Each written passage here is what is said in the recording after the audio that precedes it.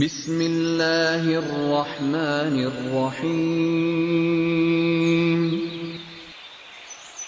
وَلَقَدْ يَسَّرْنَا الْقُرْآنَ لِلذِّكْرِ فَهَلْ مِن مُّدَّكِرٍ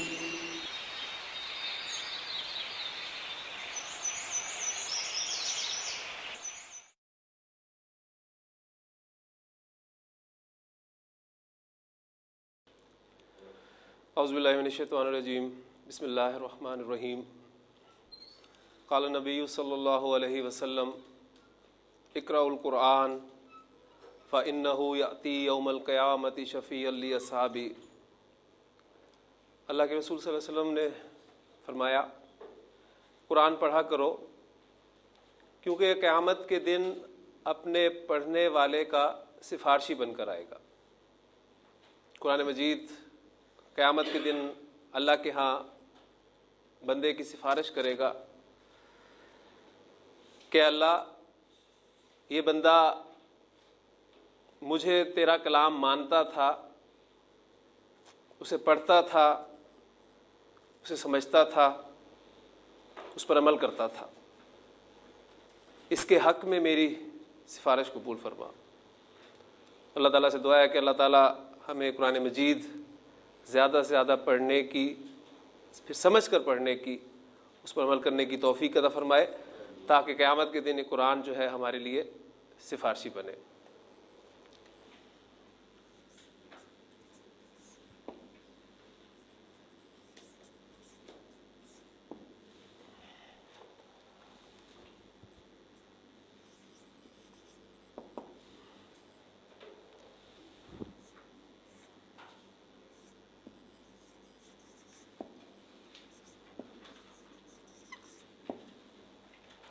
لفظ کی دو اقسام ہمارے سامنے آئی تھی، بامانی لفظ اور بے معنی لفظ، اور ہم نے کہا تھا کہ کیونکہ ہم نے قرآن مجید کا مطالعہ یہاں کرنا ہے لہٰذا بے معنی لفظ یا بے معنی الفاظ جو ہیں وہ ہمارے اس سلیبس میں شامل نہیں ہوں گے۔ اور بے معنی لفظ کہتے کسے ہیں؟ ہم اردو میں بہت سارے الفاظ جو ہیں وہ بے معنی بولتے ہیں، مثلا چائے شائے، کھانا وانا۔ اب اس میں کھانا اور چائے یہ تو ہمارے بامانی الفاظ ہیں، جبکہ شائع اور وانا یہ الفاظ جو ہیں بے معنی لفظ۔ عربی زبان میں ہر بامانی لفظ کلمہ کہلاتا ہے۔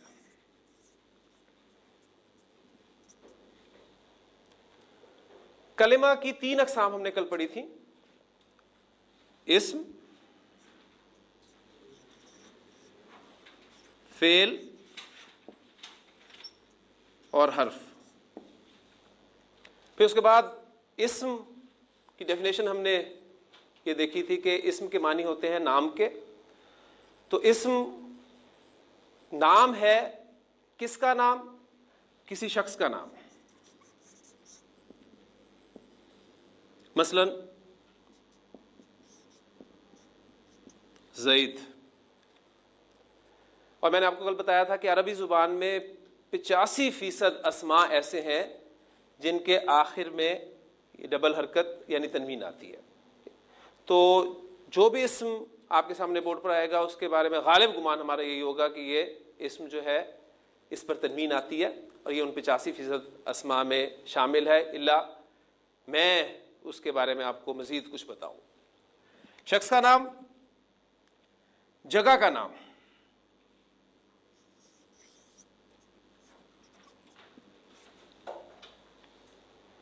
اب جو میں بات کر رہا تھا وہ فوراً میں نے آپ کے سامنے وہ بیان کر دی کہ مکہ تو جگہ کا نام ہے، لیکن آپ دیکھ رہے ہیں کہ اس پر تنوین نہیں آئی، تو یہ ان 85% اسماء میں شامل نہیں ہے۔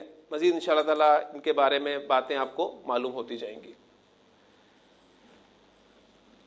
صفت کا نام،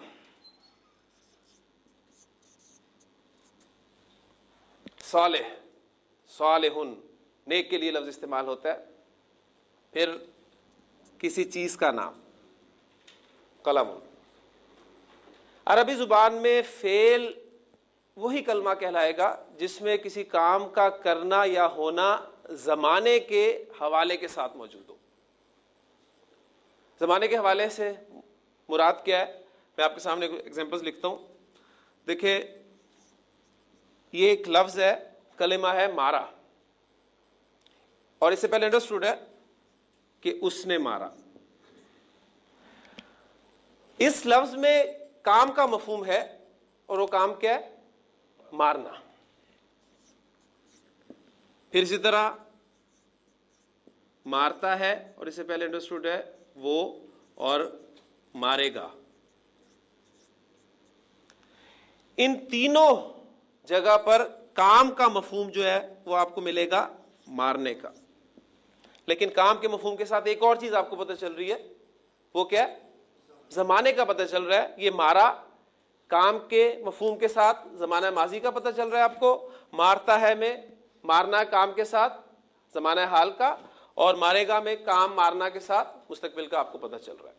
جبکہ ایک لفظ ہے مارنا, اس لفظ میں کام کا مفہوم ہے, لیکن آپ دیکھ رہے ہیں کہ کوئی زمانہ نہیں پایا جاتا.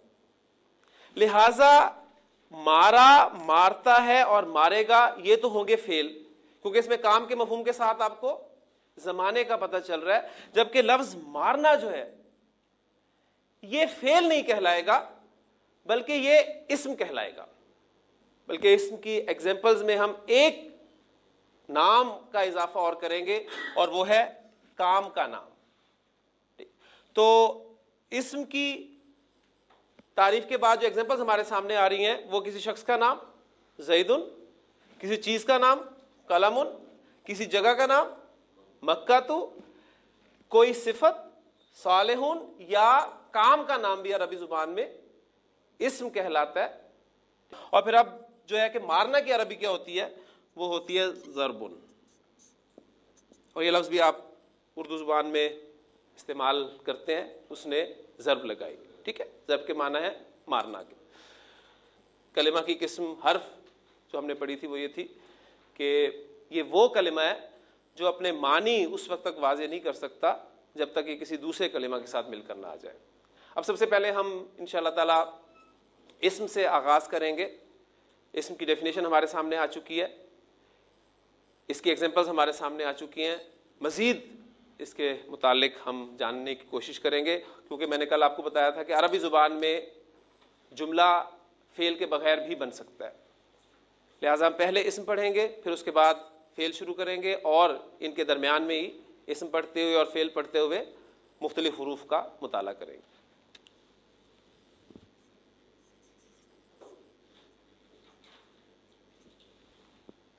عربی زبان میں استعمال ہونے والا کوئی بھی اسم میری سمجھ میں نہیں آ سکتا. میں اسے نہ تو جملے میں استعمال کر سکتا ہوں, نہ گفتگو میں لا سکتا ہوں, نہ تحریر میں لا سکتا ہوں, جب تک مجھے اس کے بارے میں 4 باتیں معلوم نہیں ہوں گی. پہلی بات تو یہ ذہن میں رکھیے کہ 4 باتیں مجھے اسم کے حوالے سے معلوم ہونی چاہیے, تبھی میں اس اسم کو جملے میں استعمال کر سکتا ہوں. اب یہ 4 باتیں ہم پہلے اردو کے حوالے سے جاننے کی کوشش کریں گے. آپ کے سامنے کچھ ایگزامپلز میں اردو کی پہلے لکھ رہا ہوں.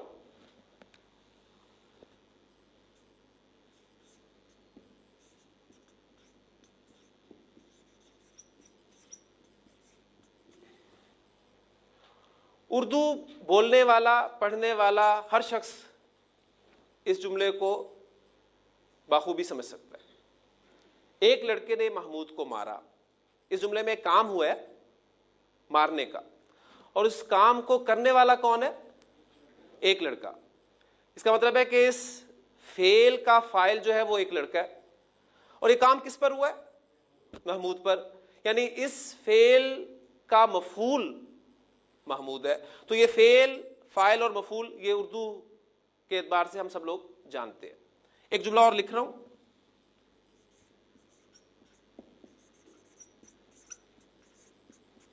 حامد نے محمود کو مارا. اس جملے میں بھی کام مارنے کا ہوا ہے, فاعل حامد ہے اور مفعول محمود ہے. لیکن مجھے یہ بتائیے کہ ان دونوں جملوں میں فرق کس چیز کا ہے؟ یہ فرق آپ کا اسم نکرہ اور اسم معرفہ کا ہے. یعنی یہ بھی آپ کے علم میں پہلے سے کچھ چیزیں ہیں. تو عربی زبان میں اب میں ایک ایک چیز ساتھ ساتھ آپ کو بیان بھی کرتا چلوں گا کہ عربی زبان میں بھی ہمیں کسی اسم کو جملے میں استعمال کرنے کے لیے اس کے معرفہ یا نکرہ ہونے کے بارے میں معلوم ہونا چاہیے. اور یہ چیز عربی زبان میں ہم وسعت ٹاپک کے تحت پڑھیں گے. ہمیں اسم کی وسعت کے بارے میں معلوم ہونا چاہیے, اور وسعت سے مراد ہے کہ اسم معرفہ ہے یا نکرہ ہے. ڈیٹیل سے انشاءاللہ تعالی ہم ان کو پڑھیں گے. ابھی صرف میں ان کا آپ کے سامنے ایک تعارف پیش کر رہا ہوں. ایک جملہ اور آپ کے سامنے لکھ رہا ہوں, اور امید کرتا ہوں کہ آپ اس جملے میں سے غلطی نکالیں گے انشاءاللہ تعالی.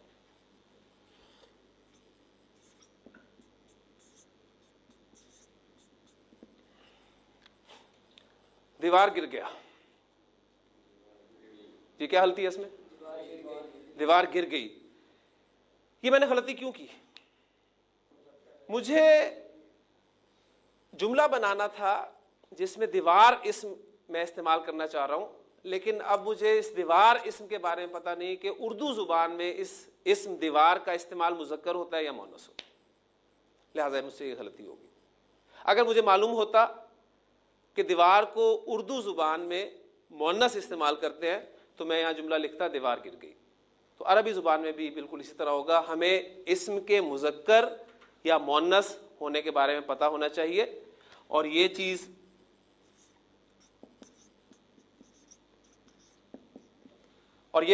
عربی زبان میں ہم جنس کے ٹاپک کے تحت پڑھیں گے. پھر ایک اور جملہ آپ کے سامنے میں لکھنے لگا ہوں.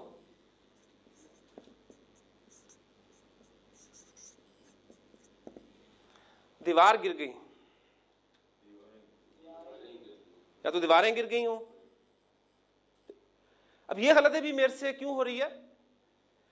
مجھے لفظ دیوار, اسم دیوار کی جمع کے بارے میں معلوم نہیں ہے. میں یہاں استعمال جمع کا لفظ کرنا چاہ رہا ہوں, لیکن مجھے معلوم نہیں ہے, لہذا میرے سے غلطی ہوگی. یعنی مجھے عربی زبان میں بھی واحد, جمع, اور پھر ایک خاص چیز عربی زبان میں ذہن میں رکھیے گا. تفصیل سے تو انشاءاللہ تعالی ہم اس کو پڑھیں گے. عربی زبان میں عدد 3 ہے.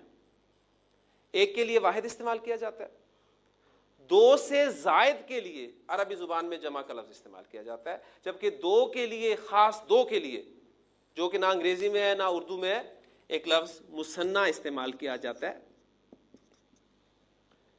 ڈیٹیل سے انشاءاللہ تعالی ہم جب ٹاپک پڑھیں گے یہ واحد, جمع اور مثنیٰ کا, اس وقت دیکھیں گے, اور اس کو ہم عدد کے ٹاپک کے تحت پڑھیں گے. تو عربی زبان میں ابھی تک جو باتیں آپ کے سامنے آئی ہیں وہ یہ کہ 3 چیزیں میں نے بیان کر دیں. اسم کی وسعت کے بارے میں مجھے معلوم ہونا چاہیے, اور وسعت سے مراد اسم کا معرفہ ہونا یا نکرہ ہونا ہے. اسم کی جنس کے بارے میں معلوم ہونا چاہیے, اور جنس سے مراد اسم کا مذکر ہونا یا مؤنث ہونا. اور اسم کے عدد کے بارے میں معلوم ہونا چاہیے, یعنی اسم کا واحد ہونا, مثنیٰ ہونا یا جمع ہونا. تو یہ 3 چیزیں میں نے آپ کو بتا دیں, اور شروع میں نے آپ کو کہا تھا کہ عربی زبان میں کسی بھی اسم کو اس وقت تک صحیح طریقے سے استعمال نہیں کر سکتا جب تک مجھے اس کے بارے میں 4 باتیں معلوم نہ ہوں. اب چوتھی بات کی طرف آتے ہیں, جو کہ آپ الحمدللہ پہلے جملے میں ہی سمجھ چکے ہیں. میں نے آپ سے پوچھا تھا کہ اس جملے میں فعل مارا, فاعل ایک لڑکا, اور مفعول محمود. اس طرح دوسرے جملے میں آپ کا فاعل حامد اور محمود مفعول. جملے میں یہ فاعل کا پتہ ہونا اور مفعول کا پتہ ہونا, کیونکہ اگر اوپر والے جملے کو میں تھوڑا سا تبدیل کر دوں,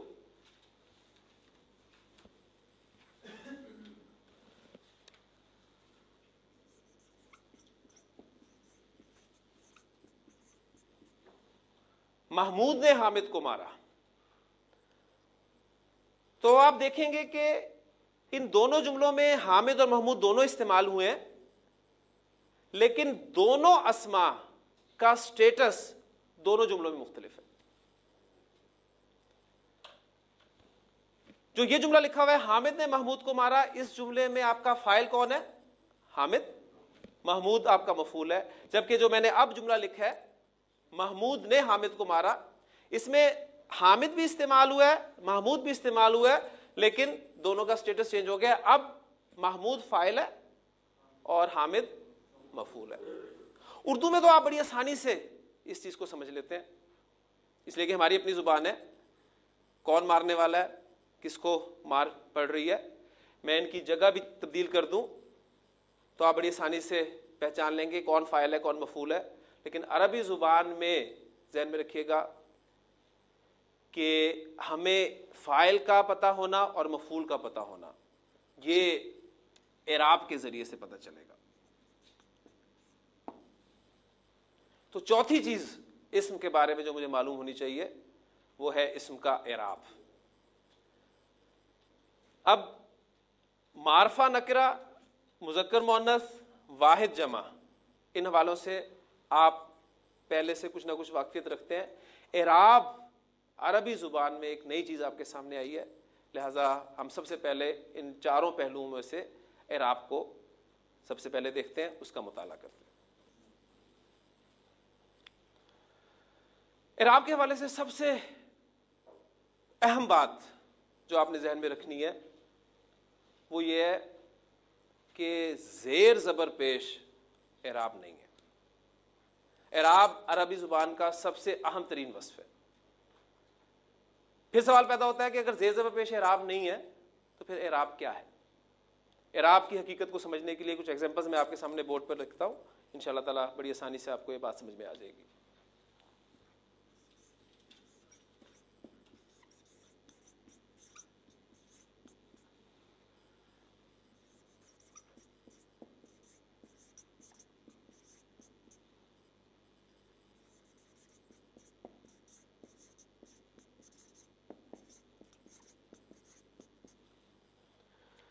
تین جملے میں نے آپ کے سامنے بورڈ پہ لکھے ہیں.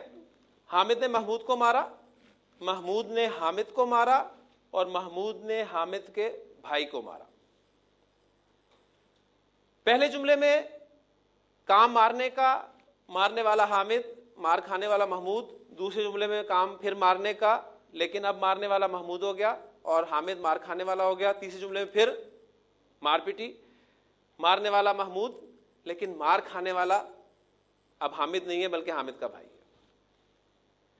ان تینوں جملوں میں حامد کے معنی میں کوئی تبدیلی واقع نہیں ہوئی, لیکن کچھ تبدیل ضرور ہوا ہے. کیا چیز تبدیل ہوئی ہے؟ اس اسم حامد کا سٹیٹس, اس کی پوزیشن وہ تبدیل ہوئی ہے.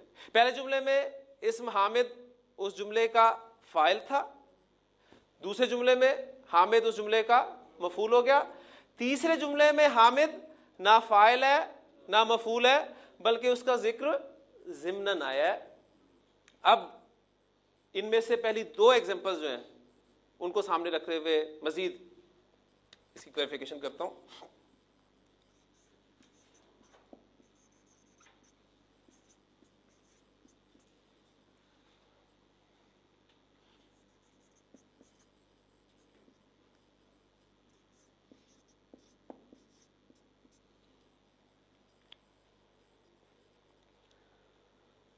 میں نے دو جملے آپ کے سامنے بورڈ پر اور لکھے ہیں.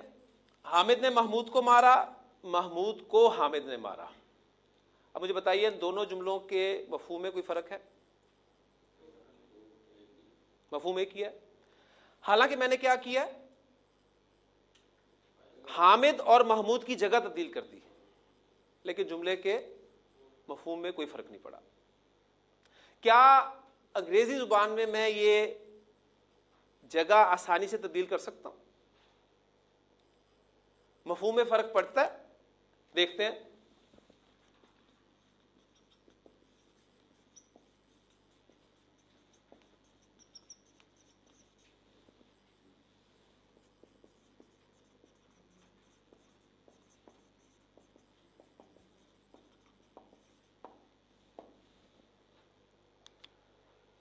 حامد کی جگہ میں محمود رکھ دیا, محمود کی جگہ حامد رکھ دیا, معنی میں فرق پڑا, مفہوم چینج ہو گیا.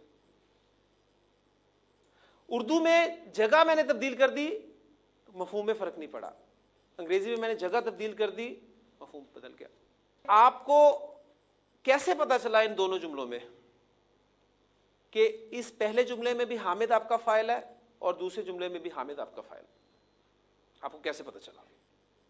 یعنی آپ نے ایک علامت مقرر کی کہ اچھا اردو زبان میں عام طور پر فاعل کے ساتھ یہ نے کا لفظ استعمال ہوتا ہے، لہذا یہ نے لفظ جہاں بھی اسم کے ساتھ جائے گا ہم اسے فاعل ہی تصور کریں گے، اور کو کا لفظ جو ہے یہ عام طور پہ مفعول کے ساتھ استعمال ہوتا ہے، اس لیے کو کا لفظ جس اسم کے ساتھ جائے گا اس سے ہم مفعول کہیں گے، جبکہ انگریزی میں ترتیب اہمیت رکھتی ہے، اس میں یہ کو کے لیے اور نے کے لیے کوئی لفظ نظر نہیں آ رہا آپ کو۔ اب عربی زبان کی اہم ترین بات کو سن لیجئے گا کہ عربی زبان میں نہ تو نے اور کو کے لیے کوئی لفظ ہے، کوئی لفظ نہیں ہے، نے اور کو کی عربی آپ کو نہیں ملے گی، اور نہ ہی ترتیب کی کوئی اہمیت ہے۔ ہاں کچھ ریسٹرکشنز ہوں گی جہاں ہم فاعل اور مفعول کو اپنی اپنی جگہ پر رکھیں گے۔ ان تینوں جملوں کے اعتبار سے اب میں اعراب کی ڈیفینیشن آپ کے سامنے رکھنا چاہ رہا ہوں۔ معنی کی تبدیلی کے بغیر اسم کی حالت کی تبدیلی، جسے ہم نے اسٹیٹس کہا ہے، معنی کی تبدیلی کے بغیر اسم کی حالت کی تبدیلی اعراب کی تبدیلی کہلاتی ہے۔ اب یہ جو جملے میں نے آپ کے سامنے لکھے، حامد نے محمود کو مارا اور محمود نے حامد کو مارا، ان کی عربی میں آپ کے سامنے لکھ رہا ہوں، تو انشاءاللہ بڑی آسانی سے آپ پہچان لیں گے کہ یہ کیسے ہمیں پتہ چلے گا کہ یہ فاعل ہے اور یہ مفعول ہے۔ حامد نے محمود کو مارا،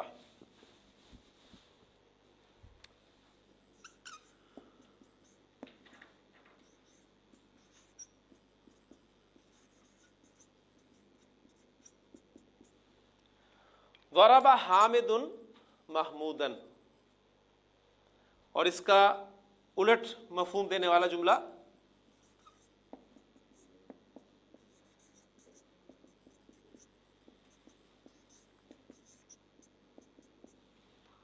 ضرب محمود حامدا۔ اب آپ دیکھ رہے ہیں کہ جب حامد جملے میں فاعل کے طور پہ استعمال ہوا تھا تو اس پہ میں نے دو پیش ڈالی تھی، اور جب حامد جملے میں مفعول کے طور پہ استعمال ہوا تو میں نے دو پیش کی جگہ پر دو زبر استعمال کی۔ اسی طرح محمود کے حوالے سے آپ دیکھ سکتے ہیں، محمود جب مفعول کے طور پہ تھا تو دو زبر کے ساتھ استعمال ہوا تھا، اور جب فاعل کے طور پہ آیا تو دو پیش کے ساتھ آیا۔ آپ کلمہ پڑھتے ہیں لا الہ الا اللہ محمد رسول اللہ صلی اللہ علیہ وسلم، اس کلمہ میں آپ کو اس محمدن کی شکل میں نظر آتا ہے۔ پھر آپ اذان میں کیا کہتے ہیں؟ اشہد ان محمدن۔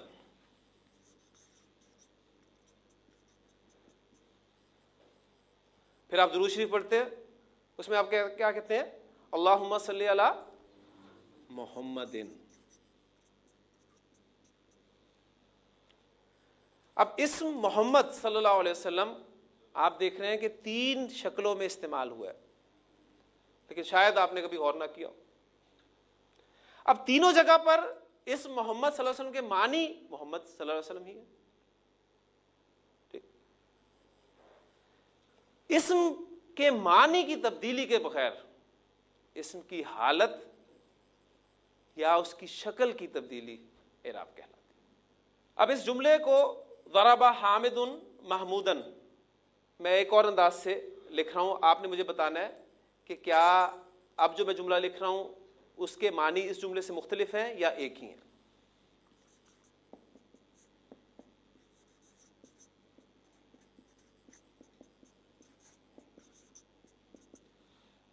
ضرب محمودن حامدن، ہاں یہ دونوں جملوں کے معنی ایک ہی ہیں یا مختلف ہو گئے؟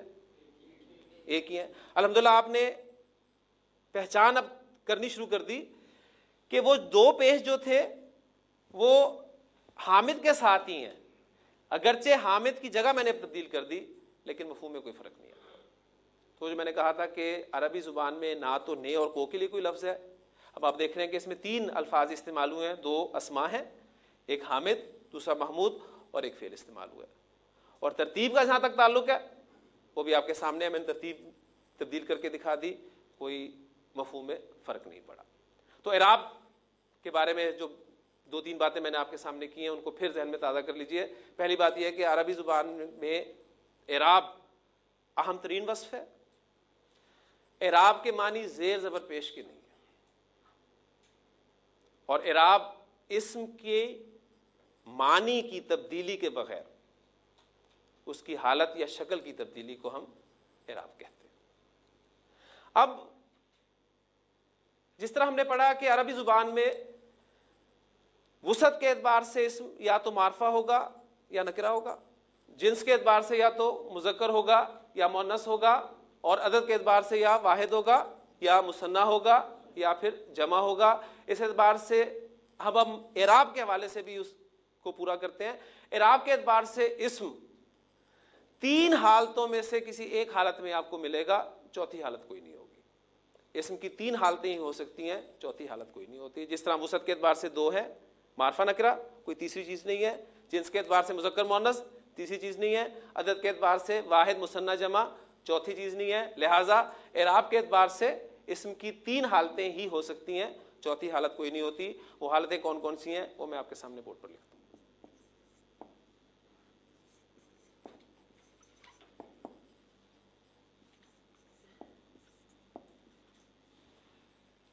اعراب کے اعتبار سے اسم ان 3 حالتوں میں سے کسی ایک حالت میں آپ کو قرآن مجید میں ملے گا۔ یا اس کی حالت رفع ہوگی، یا اس کی حالت نصب ہوگی، یا اس کی حالت جر ہوگی، چوتھی حالت اس کی کوئی نہیں ہوگی۔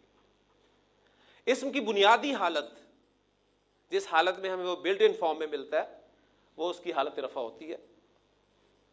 پھر کسی نہ کسی وجہ سے اسم اپنی حالت تبدیل کرتا ہے، حالت نصب میں جاتا ہے یا حالت جر میں جاتا ہے۔ کوئی نہ کوئی وجہ ہوگی جس وجہ سے اسم اپنی حالت یعنی اعرابی حالت تبدیل کرے گا۔ بغیر وجہ کے اسم نہ تو آپ کو حالت نصب میں نظر آئے گا نہ حالت جر میں نظر آئے گا۔ ہاں، بنیادی حالت اس کی حالت رفع ہوتی ہے۔ اب اتنا آپ کو اندازہ 2 ایگزامپلس پچھلی کرنے سے یقیناً ہو گیا ہوگا کہ آپ نے ایک اندازہ لگا لیا کہ اچھا اگر کسی جملے میں کسی اسم کو میں فاعل کے طور پہ استعمال کرنا چاہتا ہوں تو وہ اس کی حالت رفع ہوتی ہے، اور اگر مفعول کے طور پہ استعمال کرنا چاہتا ہوں تو وہ حالت نصب ہوتی ہے۔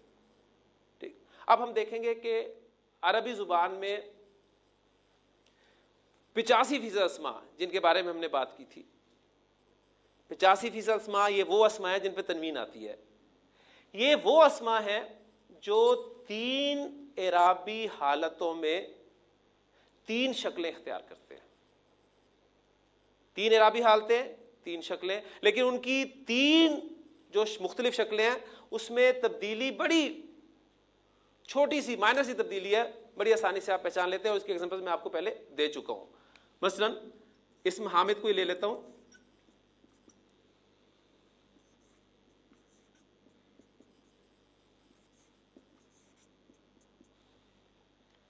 حامدن، حامدن، حامدن۔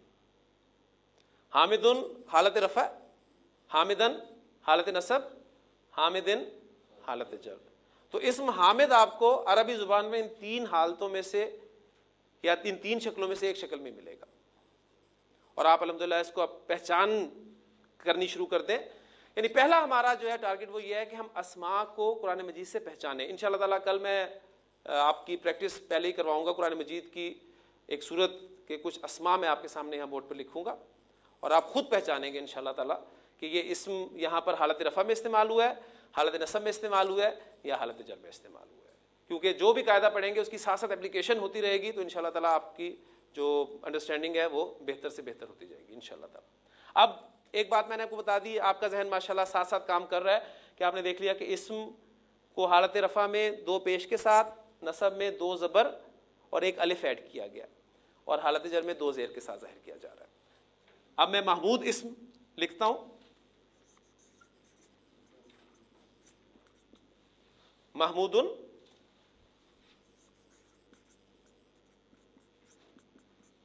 حالت نصب اس کی محمودن، حالت جر اس کی محمودن۔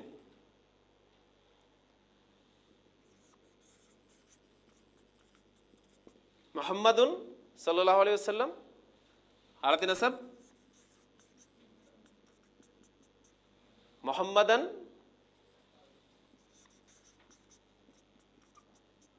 اور حالت جر محمدن. تو الحمدللہ آپ اس قابل ہو گئے ہیں جو پہلی مرتبہ عربی پڑھ رہے ہیں کہ وہ بتا سکتے ہیں کہ ہم کلمہ طیبہ میں اس محمد صلی اللہ علیہ وسلم حالت رفع میں استعمال کرتے ہیں. ہم جب اذان میں اس محمد صلی اللہ علیہ وسلم کا ذکر کرتے ہیں تو وہ حالت نصب میں کرتے ہیں، اور درود شریف میں جب ہم اس محمد صلی اللہ علیہ وسلم کا ذکر کرتے ہیں تو وہ حالت جر میں کرتے ہیں. اسم کے مختلف حالتوں میں رفع، نصب، جر، ان تین مختلف حالتوں میں ہونے کی مختلف وجوہات ہو سکتی ہیں. حالت رفع میں ہونے کی ایک بنیادی وجہ آپ کے سامنے آ چکی ہے کہ بلٹ ان حالت اس کی حالت رفع ہوتی ہے. حالت رفع میں ہونے کی اور بھی وجوہات ہوں گی، جیسے کہ فاعل کے طور پہ استعمال ہوگا تو حالت رفع میں ہوگا، مفعول کے طور پہ استعمال ہوگا تو حالت نصب میں استعمال ہوگا، اور نہ فاعل ہوگا نہ مفعول ہوگا تو اس کا تعلق کسی اسم کے ساتھ قائم کیا گیا ہوگا، یا کچھ حروف سے پہلے ایسے آئیں گے جو اس کو حالت جر میں لے جائیں گے، تب وہ حالت جر میں جائے گا. اب یہ جو تینوں ایگزامپلز میں نے آپ کو دی ہیں، کلمہ کی، اذان کی یا درود شریف کی، اس میں بات ایک ذہن میں رکھیے گا کہ لازمی نہیں ہے یہ کہ آپ کو جب بھی کوئی اسم حالت رفع میں ملے تو وہ فاعل ہی ہوگا. میں نے آپ کو بتایا کہ اسم کی تینوں حالتوں کی مختلف وجوہات ہو سکتی ہیں. ایک وجہ اس میں سے یہ ہے کہ استعمال ہوتا ہے تو حالت رفع میں استعمال ہوتا ہے. لہٰذا آپ اب اس کو کنیکٹ کرنے کی کوشش کیجیے گا کہ لا الہ الا اللہ محمد رسول اللہ صلی اللہ علیہ وسلم میں محمد اسم جو ہے فاعل ہے، وہاں کوئی فعل کا ذکر نہیں ہوا، ذہن میں رکھیے گا. وہاں صرف یہ بات ہے، ایک جملہ ہے کہ محمد صلی اللہ علیہ وسلم اللہ کے رسول. ٹھیک. اسی طرح حالت نصب میں جو کام میں آپ استعمال کرتے ہیں وہاں وہ مفعول کے طور پہ استعمال نہیں ہوا. یہ جو میں نے آپ کو بات کی ہے، پھر دہراتا چلوں کہ اسم کی مختلف اعرابی حالت ہونے کی مختلف وجوہات ہو سکتی ہیں. اس میں سے ایک وجہ آپ کو پتہ چل گئی ہے کہ فاعل کے طور پہ ہوگا حالت رفع میں، اور مفعول کے طور پہ ہوگا تو حالت نصب میں استعمال ہوگا. باقی وجوہات انشاءاللہ تعالیٰ وقت کے ساتھ ساتھ آپ کو پتہ چلتی چلیں گی. اور وہ جو میں نے بات آپ سے کل کہی تھی کہ آپ نے کمپیریزن اپنا ضرور کرتے رہنا ہے کہ کل آپ کو کیا معلوم تھا، آج آپ کے علم میں کیا اضافہ ہوا ہے. ہاں جی، اب میں کچھ مزید اسماء کی پریکٹس آپ کو کرواتا ہوں.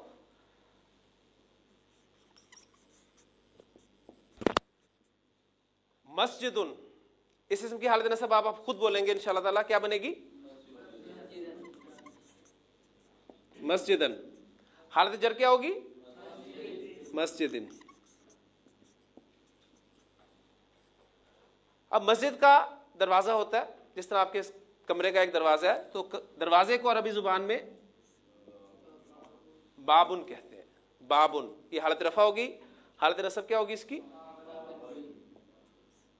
بابن. بابن. ایک چیز آپ نوٹ کر رہے ہیں کہ یہ اسماء جو میں آپ کے سامنے بورڈ پر لکھ رہا ہوں، ان اسماء میں حالت نصب میں دو زبر کے بعد ایک الف میں استعمال کر رہا ہوں. یہ عربی زبان کا قاعدہ ہے. یہ 85% اسماء ہیں جو تین اعرابی حالتوں میں تین شکلیں اختیار کرتے ہیں.